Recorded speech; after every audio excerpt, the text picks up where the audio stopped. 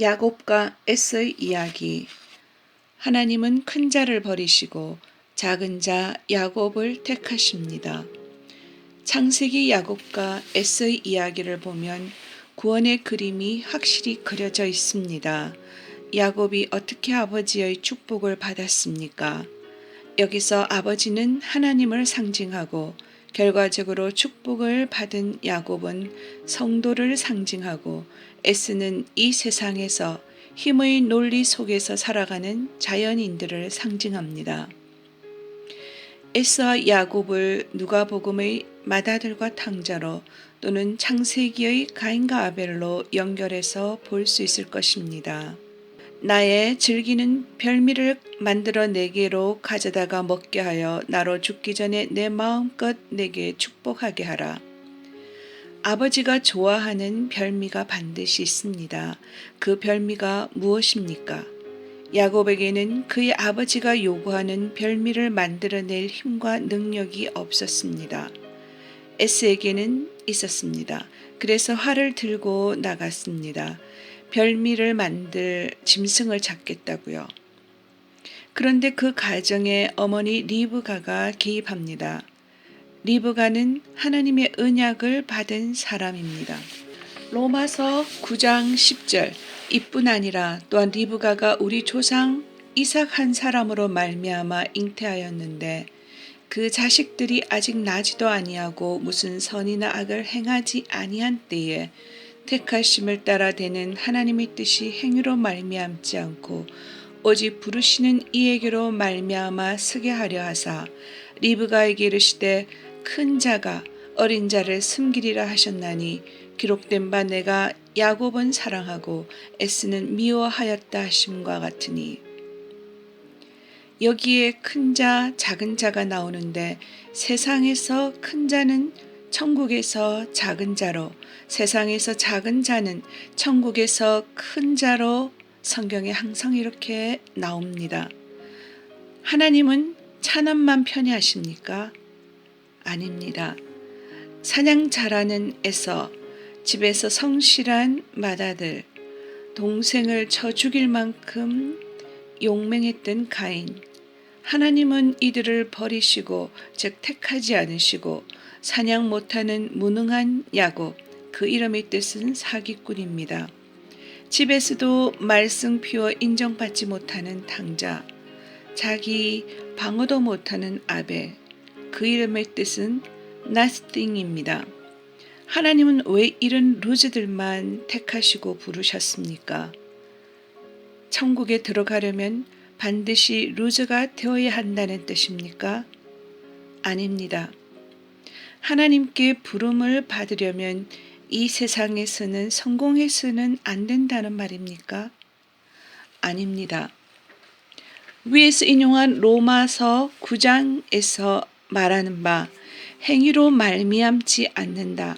큰 자가 어린 자를 섬기리라 라고 했는데 그 말은 인간은 자기 공로를 자랑하지 말라는 것입니다. 자기 유능함, 선함, 자기의, 자기 능력으로 구원받지 못한다는 뜻입니다. 세상에서 성공한 자도 자기 의를 주장하지 않으면 택함 받은 자요. 세상에서 실패한 자도 자기 의를 강력히 주장하고 나오면 버림받은 자입니다. 에서, 가인, 맏아들은 자기 의를 주장할 만큼 유능하고 똑똑하고 탁월하고 용맹했고 야곱, 아벨, 탕자는 자기 의를 주장할 수 없을 만큼 무능하고 문제 많고 유약했다는 뜻입니다. 그래서 본문의 야곱은 무능해서 형 에서처럼 사냥을 못하니까 도와주는 도우미가 등장하는데 어머니 리브가입니다. 우리의 구원은 자기의 유능함과 능력으로 얻을 수 있는 것이 아니라 우리는 무능하고 누군가의 도우심이 필요하다는 것입니다. 이 세상의 모든 존재는 이 세상에서 자기 업적과 공로를 쌓고 자기를 개발하고 성숙하여 큰 자가 되려고 합니다. 상징적으로 장자가 되려고 합니다. 자기 생각에는 그래야 아버지가 기뻐하실 것 같으니까 그래서 다 장자되려고 하는데 아버지는 그런 사람을 유기시켜 버리고 아무것도 할 수 없는 사기꾼. 야곱의 이름 자체가 사기꾼입니다. 그에게 구원의 축복을 주십니다. 인간의 공로는 그게 노벨상이든지 효행상이든지 뭐든지 그게 구원을 받을 만큼 자격이 되지는 않습니다.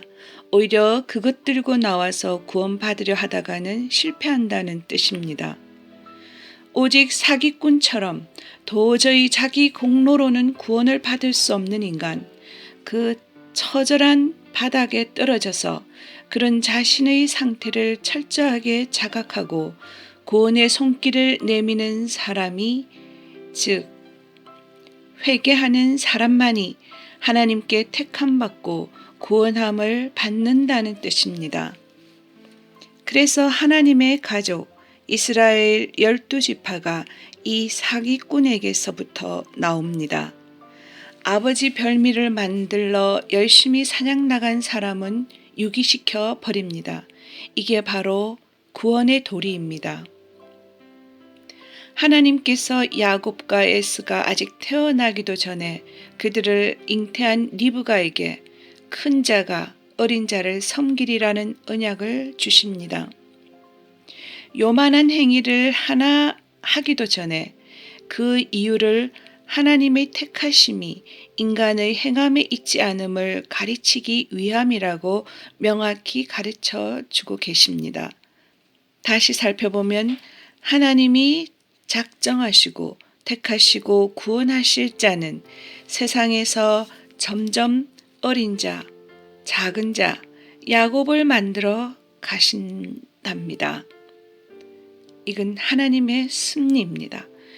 실패케 하시고 좌절케 하시고 벽에 부딪히게 하시고 낮아지게 하십니다.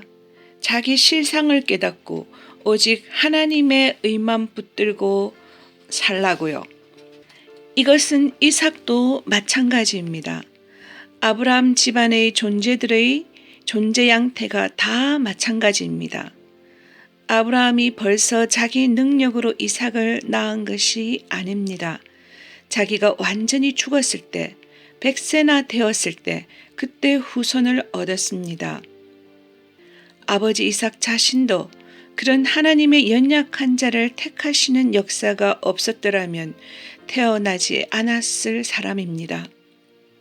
이 택하심 받은 이삭의 집안은 이 세상의 힘이나 어떤 강함을 그걸 근거로 기준으로 흘러가면 안 되는데 그 이삭은 사람의 눈으로 봐서 강하고 힘 있는 자에게 유업을 물려주려고 하고 있습니다.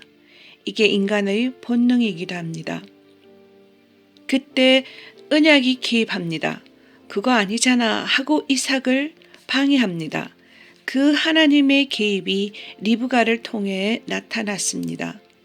리브가가 연약한 야곱을 위해서 이삭에게 드릴 별미를 만들어 주는 것입니다. 리브가가 에스라는 장남이 미웠을까요? 아니라고 봅니다. 둘 다 쌍둥이입니다. 지금 리브가는 언약의 수행자로 나타나고 있습니다. 아버지가 요구하는 별미를 만들 능력이 없는 연약한 야곱 대신에 어머니가 별미를 만듭니다. 이때 야곱이 한 일은 멍하니 가만히 있은 것밖에 없습니다. 엄마가 아버지 별미를 만들어 주었고 예수가 아버지가 좋아하는 제물이 되셔서 별미를 예수님이 만들어 주셨다는 겁니다. 옷도 야곱이 스스로 입은 옷이 아니었습니다. 이삭의 축복을 받을 때 리브가가 에서의 옷을 가져다가 야곱에게 입혀 주었습니다. 예수님이 십자가에서 왜 옷을 벗어서 제비 뽑아 가지라고 하셨습니까? 내가 벗은 옷, 너희들이 입고 와야 하늘나라에 들어올 수 있다. 이 교훈을 주신 것입니다. 야곱은 자기 옷, 자기 공로를 입은 것이 아니라는 뜻입니다. 그 옷을 입고 예수라는 별미를 아버지 앞에 들고 가는 사람이 성도입니다. 거기에 자기가 만든 옷 조금이라도 입고 들어가면 그 사람은 천국에 못 들어갑니다. 그래서 혼인잔치의 비유에서 주인이 준 옷을 안 입고 있던 멋진 자기 옷을 입고 있던 사람은 잔치 자리에서 쫓겨났습니다. 그들이 쫓겨나서 바깥 어두운 데서 왜 자기 일을 갈았을까요? 어두운 데 쫓겨나더라도 일을 갈 필요까지는 없었을 터인데 뭔가 분한 게 있었다는 뜻입니다. 내 옷도 괜찮은데 왜 나를 내쫓아? 만약에 자기가 누더기 옷을 입고 왔더라면 내가 쫓겨나도 당연하지 했을 것입니다. 그런데 이를 갈았다는 것은 꽤나 자기가 좋은 옷을 입고 있었다는 것입니다. 그런데 그 자기 옷을 입고 간 사람들은 모두 다 쫓겨나는 것입니다. 그런데 야곱이 그때 위장을 해서 형의 옷을 입고 아버지 앞에 섰을 때 이삭이 뭐라고 그러냐 하면 22절 야곱이 그 아비 이삭에게 가까이 가니 이삭이 만지며 가로되 음성은 야곱의 음성이나 손은 에서의 손이로다 하며 음성은 야곱의 음성이나 아버지 이삭은 그가 야곱인 줄 알았다는 것입니다. 원래 눈을 못 보는 사람은 특히 귀가 더 발달합니다. 여러분이 하나님 앞에 섰을 때 예수의 옷을 입고 섭니다. 그리고 뭐라 그래야 되느냐 하면 나는 예수 안에서 구원받은 예수의 동생 작은 예수입니다. 그러면 하나님이 속으실까요? 안 속으십니다. 하나님은 아십니다. 내가 누구인지. 그런데 그 목소리보다 옷에 관심을 가지십니다. 우리 아들 예수의 옷을 입고 왔네. 그러면 합격이다. 구원이다. 이것이 구원의 도리입니다. 아버지는 아들의 옷을 보고 구원하십니다. 소름 끼치지 않으십니까? 저는 설교를 준비하다가 할렐루야 하면서 소리를 질렀습니다. 우리가 입고 온 옷을 보고 구원해 주신다는 것입니다. 내 옷이 아니라 예수님의 옷 말입니다.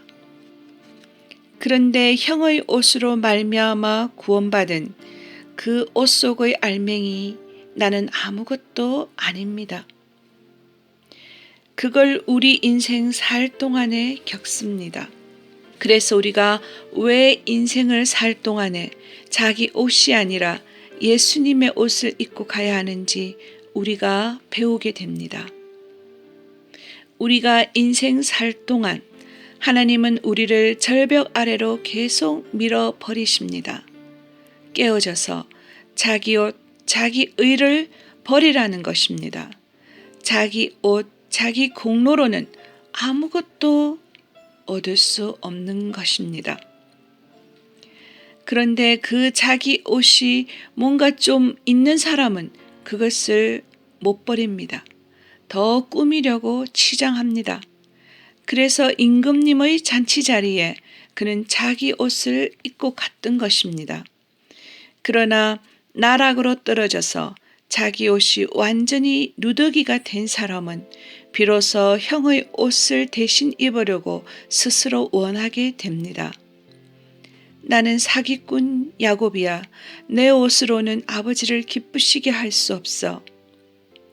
우리가 만들어 놓은 무화과 나무 잎사귀 치마는 아무 소용 없습니다.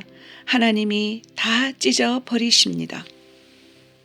축복받은 야곱. 그 이후 야곱이 하란에서 돌아와 약복강 강가에 도달했을 때 천사의 모습으로 나타나신 하나님과 씨름하게 됩니다. 하나님이 찾아오셔서 그와 씨름하시는데 야곱이 하나님께 지지 않습니다. 이것이 나라는 우상을 섬기는 인간들의 고집입니다. 나는 절대 나를 포기 못한다. 하나님도 그런 사람을 못 이기십니다. 결국 그를 죽이실 수밖에 없습니다. 그래서 환도뼈를 치신 것입니다. 그리고 하나님이 져주셨습니다. 그에게 주어진 이름이 이스라엘, 하나님과 싸워서 이긴 자라는 말입니다. 이것은 오명입니다. 좋은 이름이 아닙니다. 이 고집불통 나쁜 놈이라는 뜻입니다. 그런데 우리 교회 성도들의 이름을 영적 이스라엘이라 일컫습니다. 그 오명을 그대로 갖다 씁니다. 왜 그 이름이 우리에게 붙여져 있나요? 성도들은 뭐 잘해서 하나님의 마음에 들어서 교회로 불러진 것이 아니라 나와 싸워서도 이기려고 하는 자들 중에서 그 나쁜 사람들 중에 내가 은혜로 택해서 교회로 만들었다는 것입니다. 하나님이 구원하지 못할 자는 없으십니다. 다만 자기가 선하고 훌륭하다는, 즉 자기 의를 주장하는 사람만 빼고는요. 그래서 우리가 이스라엘, 즉 나쁜 사람들, 고집불통인 사람들입니다. 그 신이 되어버린 나, 하나님에게도 지고 싶지 않은 그 나를 죽이려 내 안에 성령이 들어오시는 겁니다.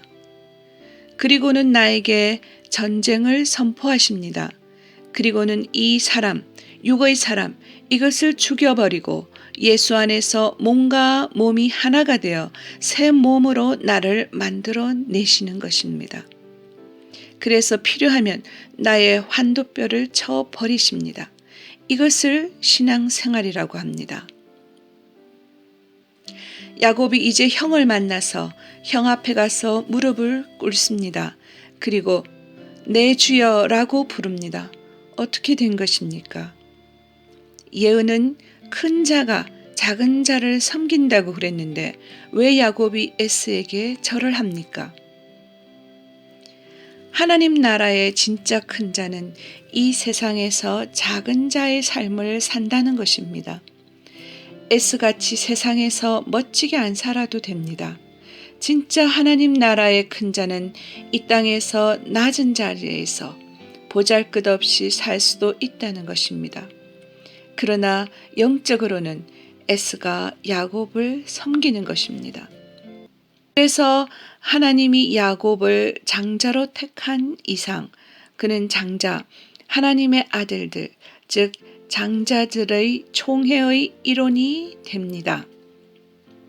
그래서 야곱이 요셉의 두 아들 므낫세와 에브라임을 손을 어긋나게 축복한 것입니다. 요셉이 야곱을 제지하자 나도 안다. 그러나 나 둬라. 이게 맞는 거야. 야곱이 왜 그랬을까요? 또는 성경이 무슨 메시지를 주려 하는 것일까요? 이 세상에서 큰 자는 하늘에서 작은 자입니다. 이 세상에서 작은 자가 하늘에서 큰 자입니다. 누가복음 탕자의 비유에서 큰 자, 맏아들이 아버지의 말 잘 듣고 세상 사람들에게 칭송받으며 살았습니다. 그런데 그 아들이 자기 행위를 갖고 아버지를 탄핵합니다. 아버지, 내가 이렇게 잘했는데 왜 나를 위해 잔치 한번 안 해주시나요? 그러나 둘째는 아버지 재산 다 탕진하고 돌아왔습니다. 유대인들이 가장 경멸하는 동물인 돼지를 치면서 세상 밑바닥까지 내려갔다는 것입니다. 그가 아버지의 노예가 되어 돌아옵니다. 품꾼의 하나로 써달라는 것입니다. 아버지, 나 죽여도 괜찮아요 라는 뜻입니다. 죽으러 집에 돌아온 것입니다. 둘째는 내가 죄인 중에 개수입니다. 바로 이 작은 자가 천국에서 큰 사람입니다. 장자들의 총회에 참석할 진짜 장자, 맏아들입니다. 아버지 말 잘 들었다고 하는 그 사람들에게, 자기 의를 내세우는 사람들에게 예수님은 그래서 먼저 된 자가 나중되고 나중된 자가 먼저 된다고 하셨습니다. 그게 바리새인들과 서기관들을 지칭한 것입니다. 이것이 복음이요 기독교입니다. 아멘.